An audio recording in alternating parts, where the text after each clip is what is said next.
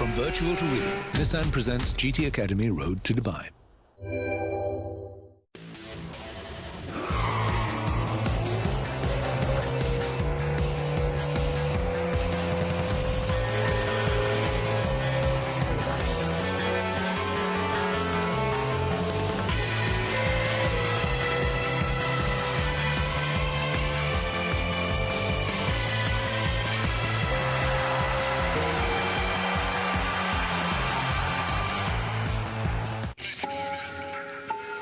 Welcome to GT Academy, the road to Dubai. Over the last few weeks, we've been looking at what happened when Nissan took 3 gamers out of their bedrooms and onto their circuit. Lucas Ordonez from Spain, the first GT Academy winner, this year finished second in his category at the Le Mans 24 Hours, and he currently leads his class in the Intercontinental Le Mans Cup with Team Signatech Nissan. Frenchman Jordan Tresson, the second GT Academy winner, is now racing and leading the Blancpain Endurance Series with RJN Motorsports.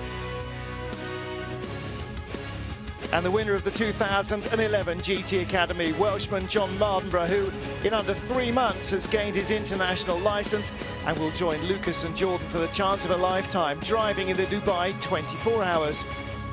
3 gamers, 1 team, 1 race. Jann Mardenborough, who beat 80,000 entrants to become the 3rd GT Academy winner, has already gained his international race licence in under 3 months. From sofa to pro, Jann's shown his ability as a driver as he moves up to the Nissan 370Z GT4 in preparation for the Dubai 24 Hours. Lots of racers start out in karting. Jann didn't, but he went to Wilton Mill with GT Academy's karting mentor Rob Jenkinson to give him an experience of the branch of motorsport where many F1 drivers, among others, started their careers. We're here at Wilton Mill because we're learning about racecraft, trying to develop our racecraft, so we're more competitive.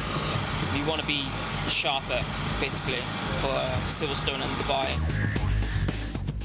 Jann's currently up against young guys that have been racing for maybe 10, 12 years, so a win is certainly not what we're here to do. My personal goal is to be within 1 second of the guy in first. I'm going to learn a lot from where they brake, the lines they use, how they use their body to go through certain corners.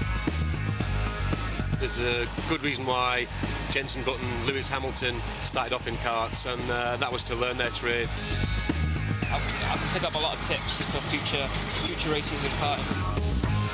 So I'll show you around the kart. These karts, they top at about 70 miles an hour. It's quite a thrill driving down a straight with loads of karts around you. There's only 1 brake on the kart, it's a rear brake, so that takes quite a bit getting used to. And the steering position in karts, we have to sort of flex with the kart. The tyres we use, they're very sticky, and they've been told so you have to use wet lines when it's wet, otherwise you'll be off. Karts, we have to sort of flex with the kart, so we have to use our bodies to get the inside wheel up to act as a diff.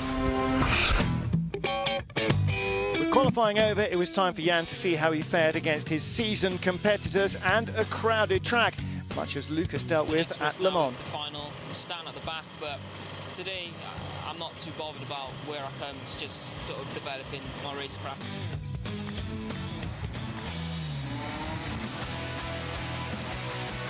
Yeah, that was really tough. It was a 12-lap race.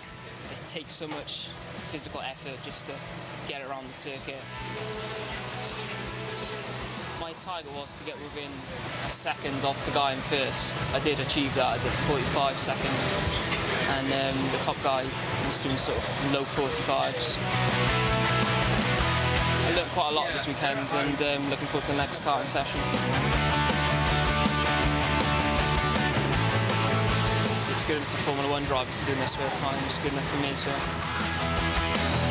Well, after a tough day, Jann now has the knowledge of what the Dubai 24 Hours could be like, dealing with faster and slower traffic, all battling for the same piece of tarmac. And with new experience gained, it was time to see how his physical training was going in preparation for the Dubai 24 Hours. He headed back to Silverstone to meet up with some of his teammates for another physical test.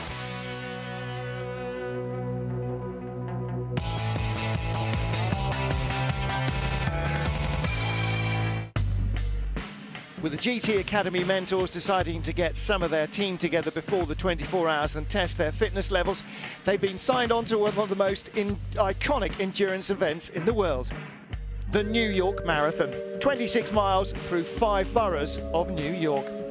And this endurance race requires specific training for the drivers, making them as fit as professional athletes if they're to finish the race in an acceptable time. Joining them on the marathon, North American GT Academy winner, Dubai team's 4th driver, Brian Haytucker, who joined 3 months ago. Doing running partly to be cardiovascularly fit and efficient for motorsport, but then also these guys have a slightly added motivation that they're now running the New York Marathon. We've just run 6 miles in preparation for the New York Marathon we're running in November. It was hard work, but I think it was a sustainable pace. I was averaging about 9-minute mile. See, running back home just around the field can be quite boring. But I think going to New York, I've never been to America before, and seeing all those famous places you see on television, I won't be as tedious. And now we've got sort of working out a strategy. I'm going to have to keep to that, so that keeps me sort of motivated as well. It's going to be both mental and physical challenge. My goal basically is just to finish. I really want to say I've done the New York Marathon, I've completed a marathon, so that's pretty cool. Yeah, I'm going to definitely, that's my goal. Well, with the marathon less than a month away and GT Academy's second-year winner Jordan Tresson in the country to compete in the final race of the Blancpain Endurance Series, trainer Elliot decided to enlist the help of a fitness expert to put Jann and Brian through their paces by competing in a milk race around Silverstone's Formula One track. The cyclist ahead will put the bike on the floor, and the runner behind in your team will then pick up the bike and cycle ahead.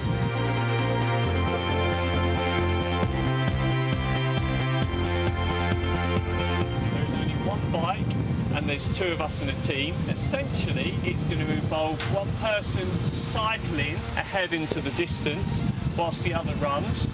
The cyclist ahead will put the bike on the floor, and the runner behind in your team will then pick up the bike and cycle ahead of your teammate and then keep repeating. Put the bike on the floor, run, the teammate picks up the bike, cycles past.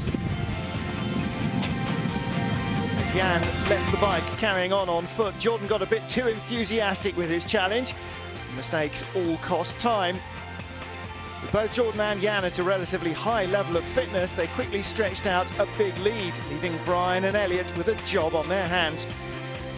Jann and Jordan crossed the famous finish line of the Silverstone Grand Prix circuit, with Brian and Elliot trailing 3 minutes behind.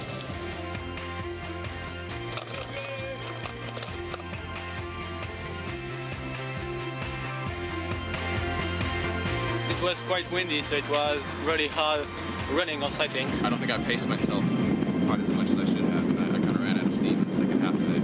I think we had a good strategy. We decided to have long runs because we thought we would lose time swapping the guy running and cycling. With Elliot confident that they'll finish the New York Marathon in a good time and their current fitness at an acceptable level for the Dubai 24 hours, Jordan and Brian took a well-earned rest as Jann got a chance to test the car he'd be driving in Dubai, the Nissan 370Z GT4.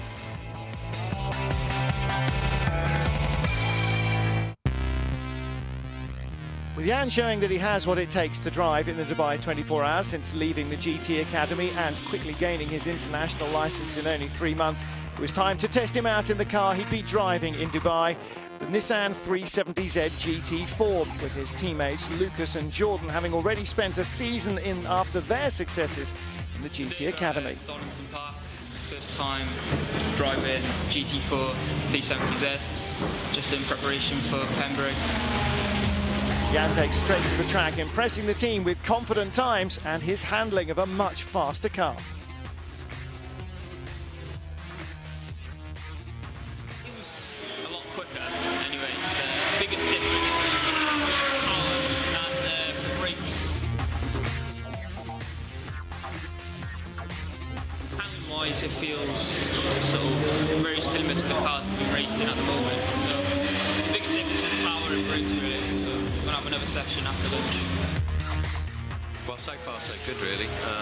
We asked him to go out there and, take it easy and learn the car because it's very different to what he's been driving so far.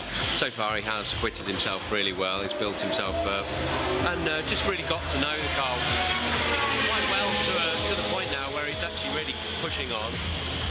No incidents, no offs, nothing like that. So yeah, really pleased. Just had our last session testing GT4 car. I think it worked really well today. I thought I picked it up a lot quicker than I thought I would. Getting used to the brakes, they're the biggest sort of area to work on. But I tried a few different techniques, left foot braking, clutch downshifts. And the first couple of sessions were just getting used to that, really. Well, I've always been confident that Jann will do very well in the GT4. I'm looking forward to the Pembrey first race in the GT4, so I'm looking forward to it. With the team happy with Jann's test driving of the GT4, the car was taken back to RJN to prep for his first race at Pembrey, as Jann takes one more step towards the final challenge of racing in the Dubai 24 hours.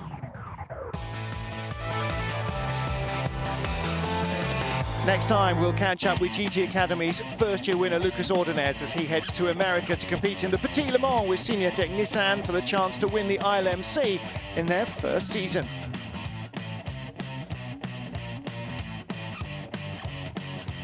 And we'll see how Jann dealt with the task of teaching the skills he's learned over the last 3 months to someone who's never raced before.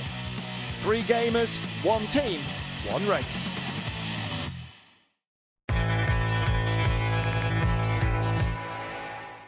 From virtual to real, Nissan presents GT Academy Road to Dubai.